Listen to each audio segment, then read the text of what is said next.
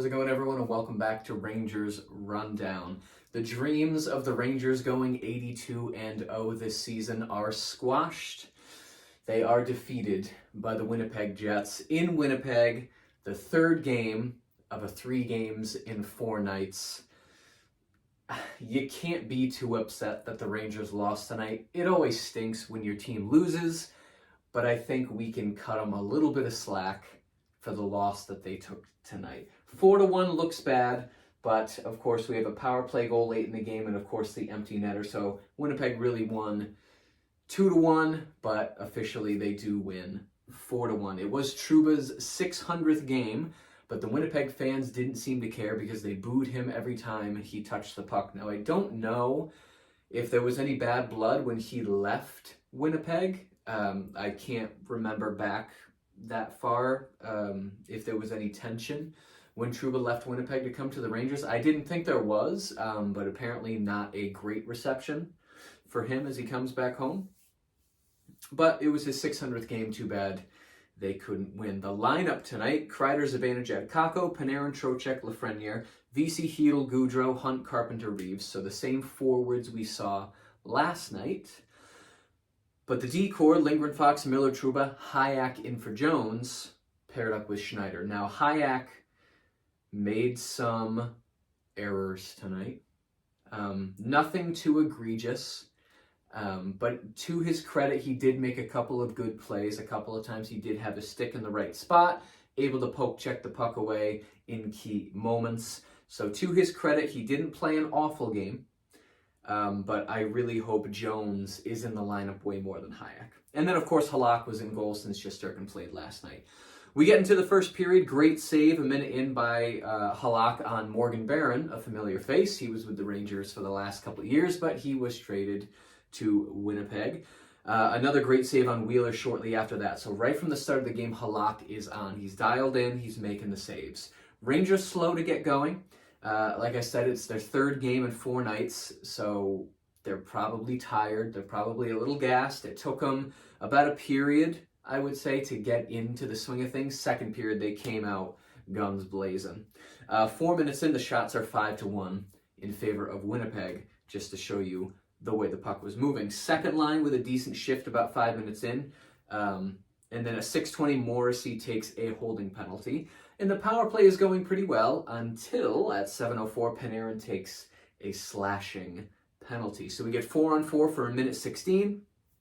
Winnipeg controlling most of the play throughout that 4-on-4.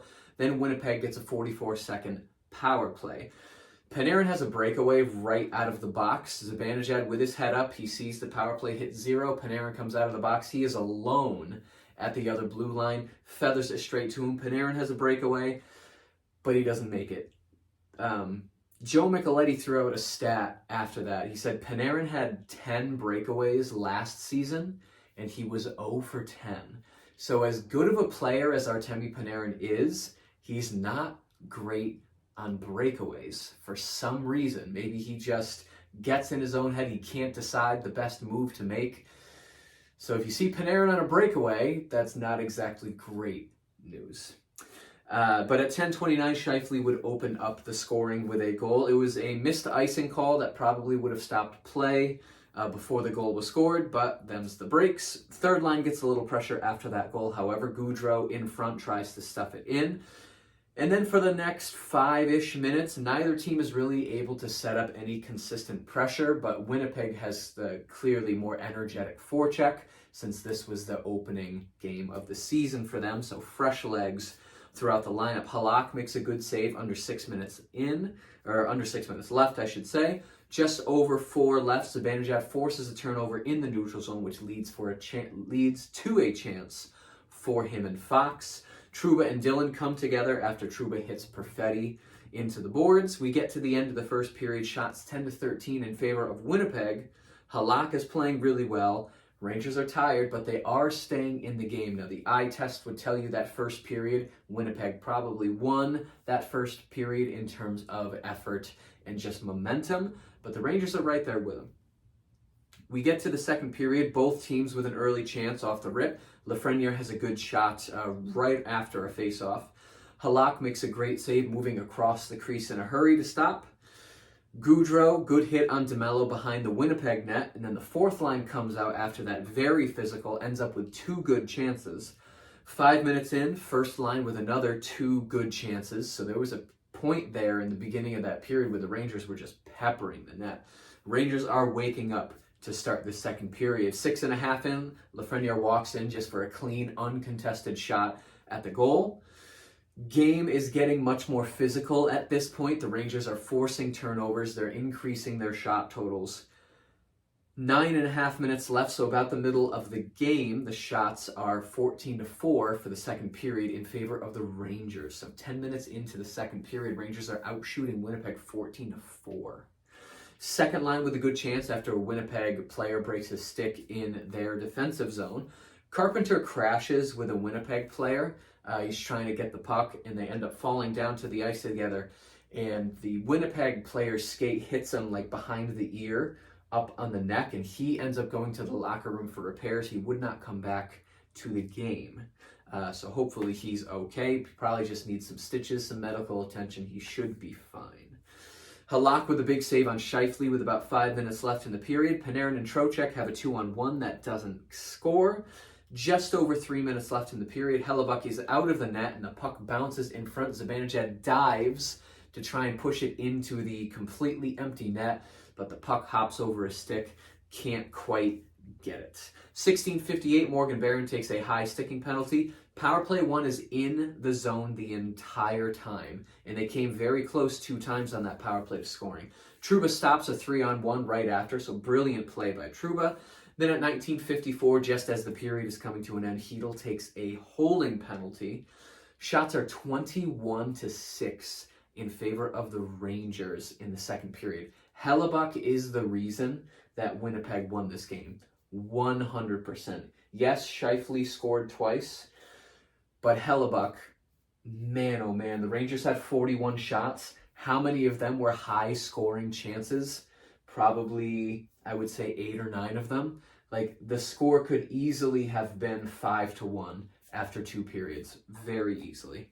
We get to the third period. Winnipeg has 1 minute and 54 seconds of power play time. Zibanejad, shorthanded chance right off the opening faceoff. That would have been an amazing way to tie the game, but alas, he does not score. Lafreniere with beautiful puck handling about 3 minutes in, showing how effective he can really be. And then at 3:55, the hero we all wanted, Hunt, scores the tying goal of the game from Trocheck and Panarin. Panarin leads the rush. Trocheck gets a brilliant pass through the bottom of the slot, and Hunt buries it top shelf. It was a beautiful goal. The Rangers keep the pressure going after the goal. Halak with a great save 5 minutes in to keep this game tied. 8.5 minutes in, Kakko with a takeaway right next to the net, and he almost bats it in. Schneider makes a good play right after that to stop a partial break. Just over 8 minutes left in the period. Halak with another good save from a point shot. There we go. 5 minutes left. The fourth line and the third D pair are on the ice. Now, I'm not saying that the fourth line and the third D pair have had their moments so far in this very young season. 5 minutes left. The game is competitive. Winnipeg, in the last 10 minutes of this game, really turned on the Jets. So, Gallant, why is the fourth line and the third pair out at such a crucial point in this game? I was nervous because they turned it over 3 or 4 times in their own zone during that shift. But we all get to exhale. But at 15:35, Gagne would score what would end up being the game-winning goal. Halak made the first save, but Gagne able to get his own rebound and put it into the net. 3.5 minutes left. Halak makes 2 great saves to keep the Rangers in it, 2-1. 17:26. Trouba, oh captain, my captain, tosses the puck over the glass for a delay of game penalty, and it would only take Scheifele 57 seconds to score a power play goal. So about halfway through that Winnipeg power play, Scheifele scores his second goal of the game, putting them up 3-1, and the game is definitely over at that point. Halak would go to the bench with 80 seconds left. Rangers take a timeout with 38 seconds left, but at 19:40, Connor would score an empty net goal. shots 10 to 14 in favor of Winnipeg in that third period. So after Winnipeg gets embarrassed, shot total wise in the second period, they wake up for the third. They end up icing the game, winning their home opener. So good for them. The Rangers are now 2-1-0 to start the season. And I forgot to put up all of the records for the teams up there. But the Rangers are 2-0-1 to start the season. Better than last year. They were 1-1-1 to start the season last year after 3 games. So slightly better this season. You're not going to win all 82 games. They were going to lose one eventually. Might as well get that first loss out of the way. They do have 2 nights off. They play Anaheim on Monday, and I believe they play their next 4 games at home. So maybe we see a 4-game winning streak.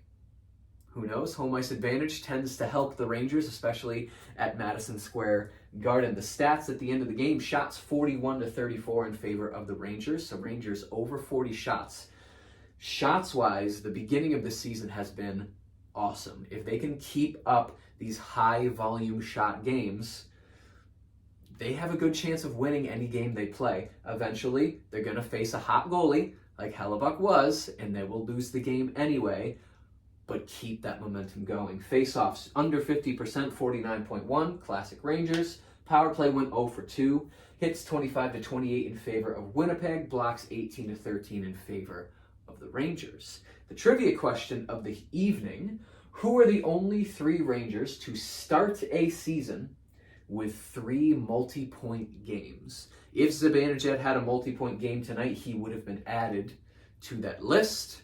But who are the 3 that have done it? If you want to pause the video and think about it, you may. The answer, most recently in 2016, was Chris Kreider.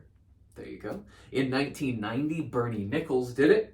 And then in 1978, Mike McEwen also did it. So there is the answer to the trivia question tonight. Where do we put the Rangers? Well, they lost, so they're in the bottom half. But in terms of effort, I really don't have a bad thing to say about how the Rangers played tonight. They did everything right. First period was a little slow, but they're tired. It's their 3rd game in 4 nights, so I can't really hold that against them. Second period was phenomenal. And then third period, they just didn't have the puck luck, and they faced a hot goalie. So, yes, they lost, but their effort was pretty high. I got to put the Rangers, there. Yeah, they lost, but fantastic effort. So as long as the Rangers are on this half of the board, regardless of high or low, we're doing good. As few games as possible in the blue this season, and we will be happy fans. The Rangers are back in action Monday at home against the Anaheim Ducks. Hopefully they can put together a win, be 3-0-1 to start the season. If you enjoyed this video and you'd like to see more videos like it, be sure to hit the subscribe button. Thank you so much for watching, and I will see you in the next rundown.